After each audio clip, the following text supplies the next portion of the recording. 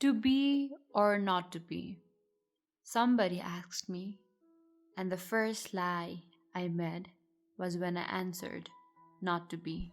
To love or not to love? They asked me, and the first lie I made was when I answered not to love. Can you imagine an atomic field unaware of its valency? Can you imagine me in that field with my vacant heart unaware of its tendency? My existence was abandoned. My love was threatened. Even if I tried to pollinate my emotions in the society, it never endeavored the love my emotions required. Rather, it intended not to even flourish the ladybugs that got inspired to cross-pollinate my emotions with her. We met as strangers, Hopeless strangers. unknown to what the future holds. Why can't we just be lovers?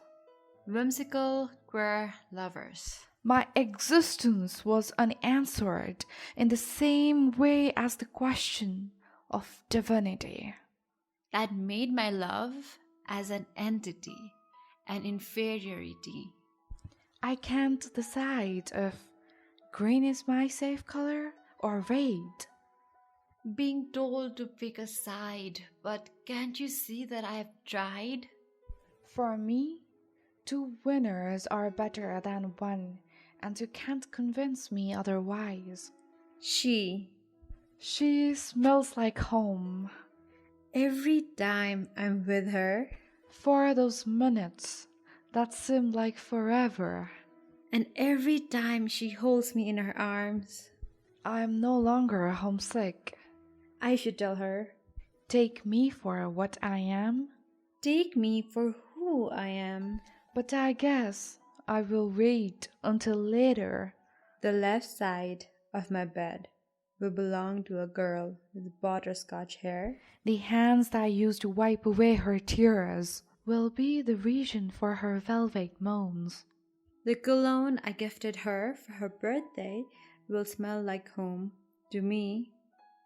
But while I'm sleeping in her arms at midnight, I hope she looks out her window and remembers. That my name will be forever written in the stars. She has always been the one who heals my deepest wound and fragile heart. The twinkling star in my sky that never fails to sparkle beyond the horizon. My Amazon, she is the Titanic of my sea, that sunk for me holding all my benevolent secrets. But isn't this philosophy meant to forget? Because the iceberg has never been our relationship. But the society's judgeship.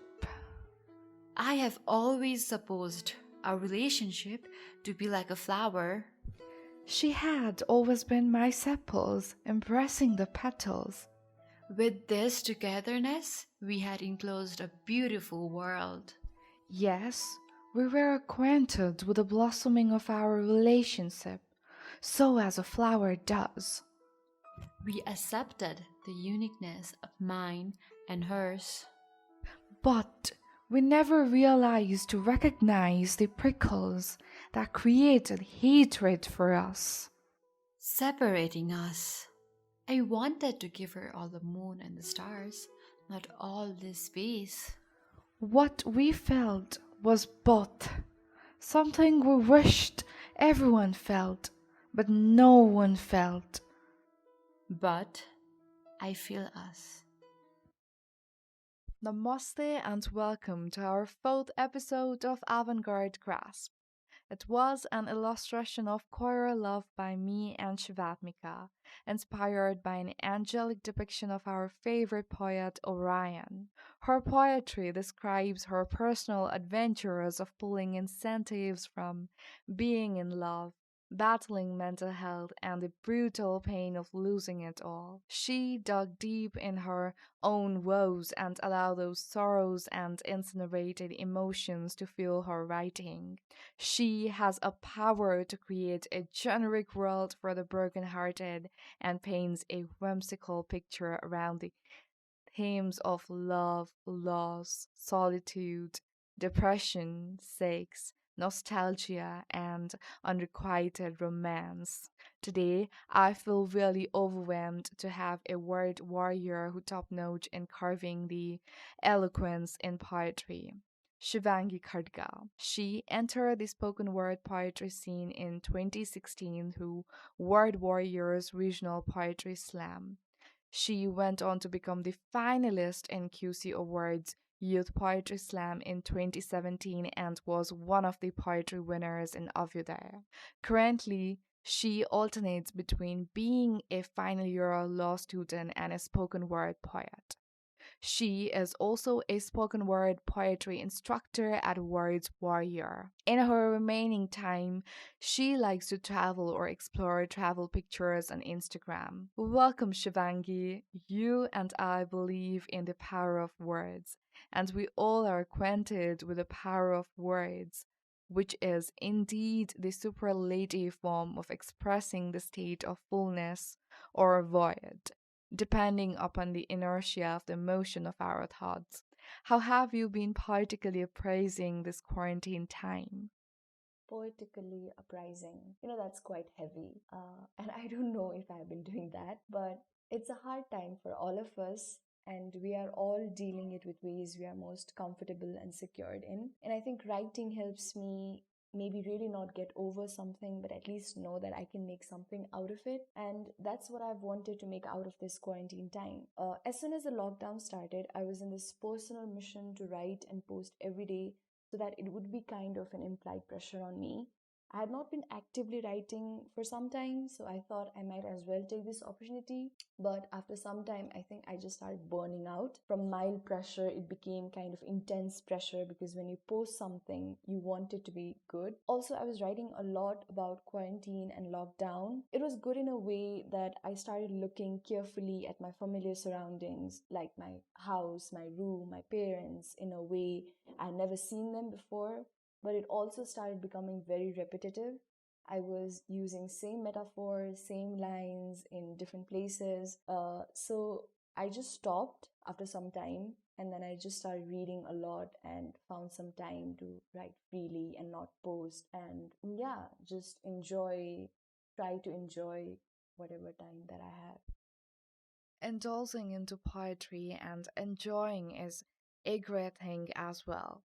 I believe that poetry is ignited the moment when an impulsive art is encapsulated with all these senses we have and when we decide to form an abstract out of everything that we tend to comprehend. Even as the Nobel laureate of the composition, we tend to deviate our recitation from the main road, which is the beginning of artistry that will become the journey of solitary poets over pathless hills of the poem.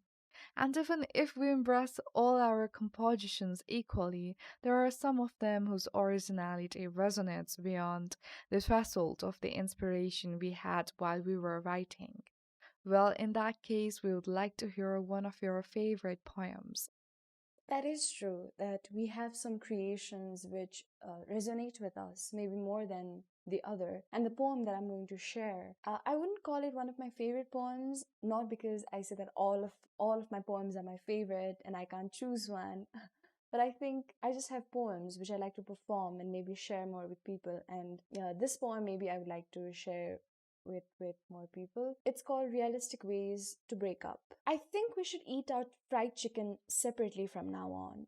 You do not touch the spicy limbs without them being laden in hot sauce, and me, my fingers burn when they and green chilies are placed on the same kitchen table. It's cheaper to eat alone anyway. And this has been expensive. Not that I had bet my money on this, maybe my heart, but never my money. Because you can always recover a heart, but the time and money spent here, do you know about the opportunity cost? Maybe not. And this is what makes all the difference. How do I spell out the differences? It's not YOU, it's MEE.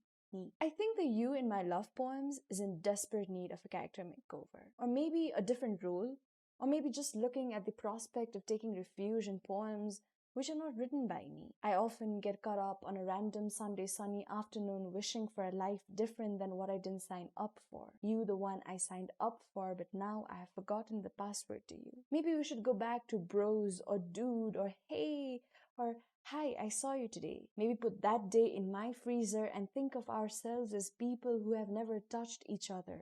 Never noticed, never seen, never know the feel of your suspicious mole right at the center of your inner lip. It can't be that difficult, can it? To strip yourself of a person's touch? I will take showers every day, of course, alone. I think our pets should find some other butts to sniff. I think we should look out for different future pets. Maybe as a precaution, send pet memes as DMs to other people. You never know who you end up jogging with. And running is important, running into or away from you.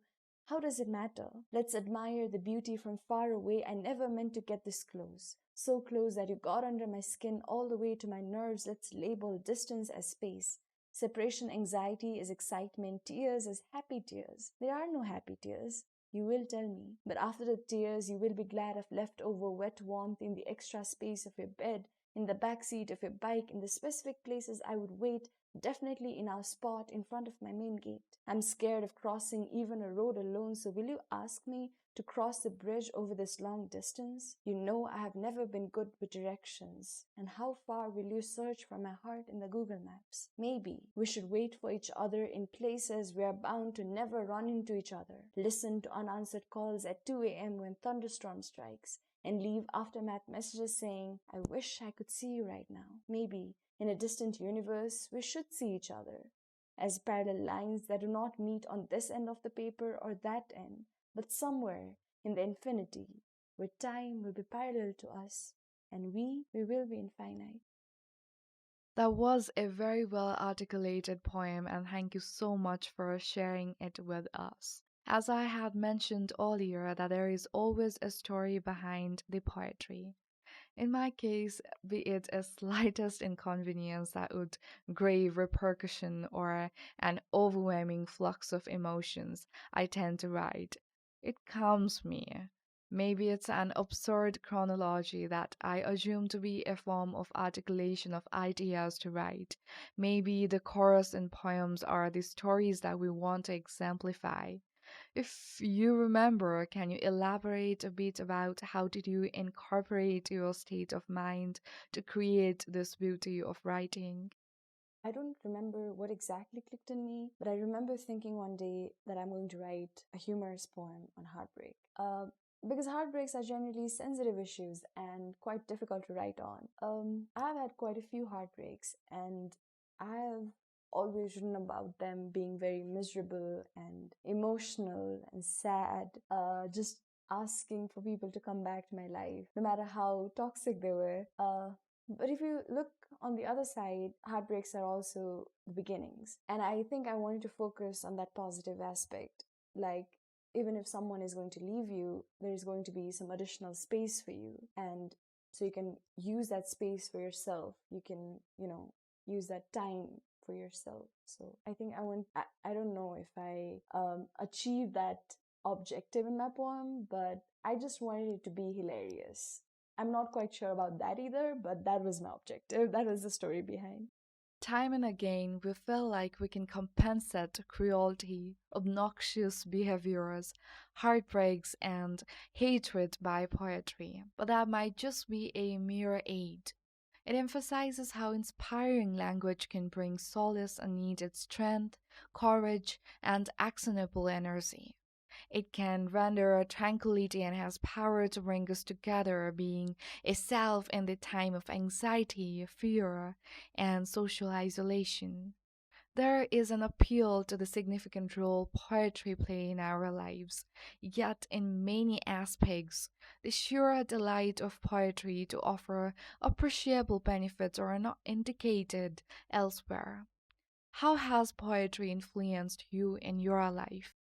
Definitely. I think initially when you write, you're driven by such things, by hatred, by something you can't deal with, something you need to rant about, things that are difficult to process and navigate through. So writing comes just naturally to you, like you said, as an aid or a coping mechanism. But after actively writing for over 2 years now, I think you start to grow in intended and unintended ways. And at a certain point, when you're so involved, writing becomes a major part of you, at least for me. Nowadays, for me, I can't even experience a certain moment of my life without thinking about its intricate details. Because poetry is mostly about recognizing such minute sensory details. To make people feel what you actually feel, it is necessary to be able to describe it. So it has made me an avid observer. Like, for example, I had a major breakup moment in my life. I know this episode is not a heartbreak episode, but everything is just falling at its place. So the moment itself, as it was progressing, I remember thinking in the middle of it that I have to make mental check of all the things that are present there. So I remember the girl on the other table sipping on her coke. I remember the exact time on the clock. I remember how the sunlight had just reached our table, just moments like that. So I think poetry has helped me to fully notice a moment, and I think by observing, you become very present in that moment. It's almost like an act of mindfulness. You know how people say that life flashes by your eyes, but I think poetry helps me to experience a moment fully and hold on to it as much as I can and then just let it go. And most importantly, I think it has also made me realize that you can make beautiful things out of heartbreaks, hate, and all the negative emotions. Yes, I personally feel that poetry is beyond any definitions. It is more than what we see and perceive. Its boundaries cross our lives, traditions, social relations, national unity, and a lot more. It serves as a reflection of reality, a product of art, and window to an ideology. Everything that happens within a society can be written, recorded in, and learned from the piece of literature. It really provides the insight, knowledge, or wisdom and emotions towards the person who partakes it entirely. It is an embodiment of words based on human tragedies, desires, and feelings. I can so vividly remember the scenario for which I started writing. In that case, do you remember your first writing? And if yes, we would love to hear it. When I was a kid, I was not into poetry as much as I was into stories. My love for stories goes back to when we were very small, and my big sister used to bring Harry Potter books from our library, and she would translate and tell us that story. Since then, I have loved stories from textbooks, novels, magazines, basically anywhere. I think I wrote my first poem about a chair when I was very small. Chair was kind of a metaphor for power and politics because it was used like that at that point of time. Then I remember in grade 10 when some of us were asked to write poem about our country for inter-school poetry competition. I walked on my school's garden for an entire day writing a poem which had all the cliches that you would find in a poem that reeked of nationalism. But then I just focused more on writing stories and articles because I always thought poetry was not my cup of tea. Like how we put poetry in a pedestal, and because of all the notions about how a poem should be, what poetry is, and everything. It was only when Sarah Kay, a spoken word poet from US, had come to Nepal for a poetry workshop. There was this big article on a newspaper about spoken word poetry, so I searched for it on the internet. I loved it for two reasons: the performance aspect of it and the storytelling. I was amazed at how people could be so confident while being so vulnerable. I realized for the first time that poetry could be so personal, and then I just started writing vigorously about all the personal stuffs I had never shared with others. At that time, my father used to bring home these cute spiral notebooks, and they were too pretty to write my notes on, so instead, I started writing poetry on them. This was before 2015, and then earthquake happened. And then even during earthquake, when we were sleeping in the large ground of a nearby school, I remember sneaking out my notebook and writing. It was like a coping mechanism, escaping from what we had to face at that time and writing about other things. And then later, I discovered about word warriors. as a spoken word poetry collective. I applied in one of the Word Warriors live, where basically anyone can go and perform their poems. Then I also took part in few slams, which is a spoken word poetry competition, did few writing workshops, and before I knew, I was into it too deeply. So I have one of the notebooks that I kept from 2015. This poem is definitely not my first poem, but one of the first. This was written on 17th March 2015. It has no title because at that time I was into writing title-less poems. So here it goes. We do this to ourselves. Over the years, as we grow up and are meticulously told to act our age, we confine ourselves more instead of soaring on new horizons. We put ourselves in a box and light ourselves but complain about flames. We so savagely kill the child which still bursts with joy at a thought of getting an extra hour of sleep, extra candy, or extra ice cream. We kill the flames of joy that dance in our eyes without us knowing, and we bind ourselves to the gravity of others' wishes and hopes for us all the time, never stopping to wish to break through. And the saddest part, we complain, moan, and groan about how people got to us, how life got to us, while all the time we do this to ourselves. That was so beautiful. So, other than writing, how are you staying occupied in this quarantine? I think I'm finally catching up on my sleep that is pending since last 3 to 4 years due to my college. I'm also compelling myself to read at least 2 hours every day. I have online classes most of the days, so 4 hours are taken care of. Other hours are filled with assignment deadlines. The thing that I'm actually proud of, which I've started doing, is exercising, and I have found the perfect trick to committing yourself to it, and that is not planning it at all. Just go randomly one day and just start doing it. That's the trick. It's good to know about it. And one most important thing that I have learned about poetry is it is particularly relevant in these times because poetry accepts ambiguity. And there can be multiple interpretation of the verse of your words, but poetry accepts anything because it has no boundaries, and poets never set boundaries. So, in the stressful pandemic, when the time has finally constrained to a specific routine only, what would you like to suggest to young poets who aspire to write? I aspire to write myself, so I don't know if I am in the position to advise someone else. But the thing you said about routine, I think it makes your life very monotonous. If someone can commit to writing for 1 or 2 hours every day, then that is pretty amazing. But for me, I cannot follow a routine. I am all over the place. I cannot sit in a place every day and write. I'm usually thinking about a poem when I'm doing some other work. So instead of sticking yourself to a certain time or place, I think you should be very flexible. If you have a thought anywhere, just write it down. If you need to experience that moment for a longer time to write about it, then you should find ways to make it happen. In my circle, we use writing prompts a lot. It is kind of getting out of your comfort zone and thriving in limitation. If you get creative, then you can create your own writing prompts. Recently, we were doing this prompt where we would exchange pictures close to us related to a certain theme with another person, and we would write. I think it helps you think about things you would not think in normal circumstances. Also, as we are confined in our house or room, it can be pretty frustrating. So I would suggest writing in different spots.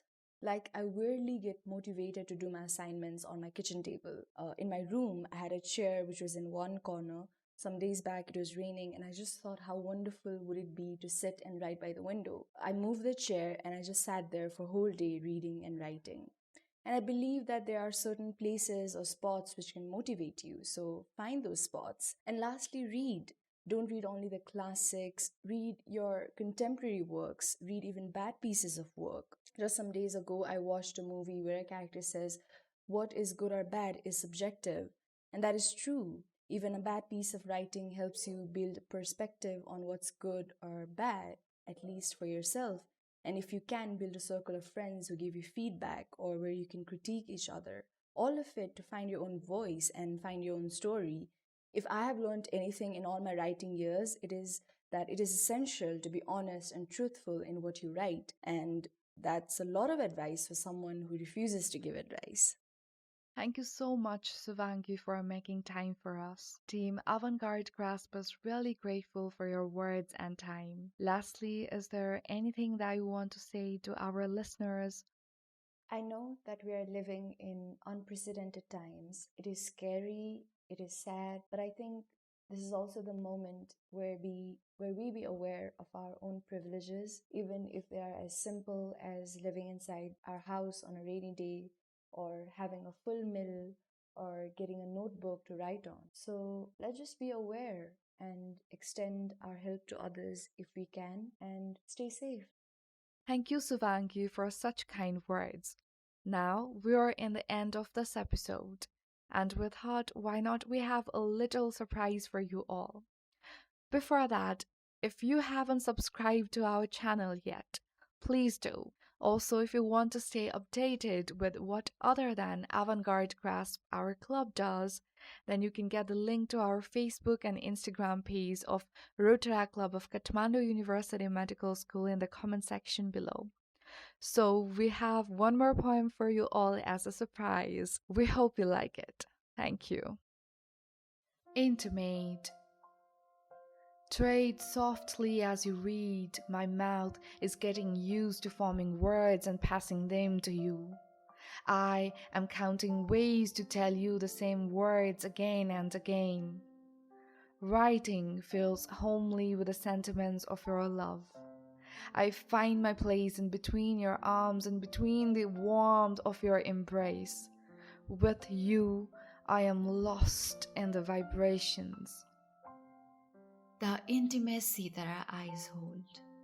This is the kind of calmness I've been waiting for. The touch of your lips melts away in my mouth. The thirst, which I thought was unquenchable, is now satisfied. The sound of your breath is oh so melodic.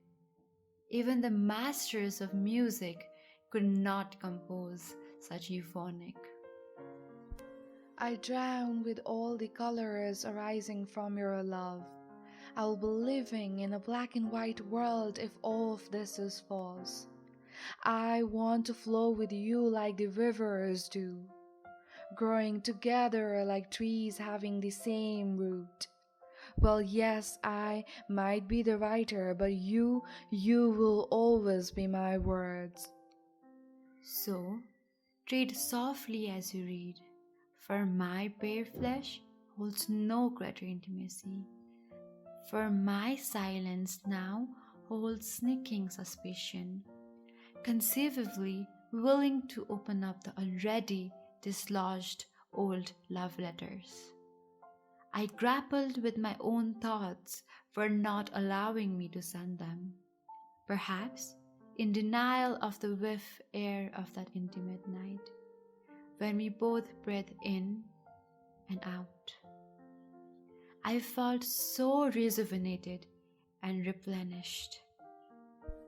The viscosity of my silence blends with the complexity of your intricate paintings.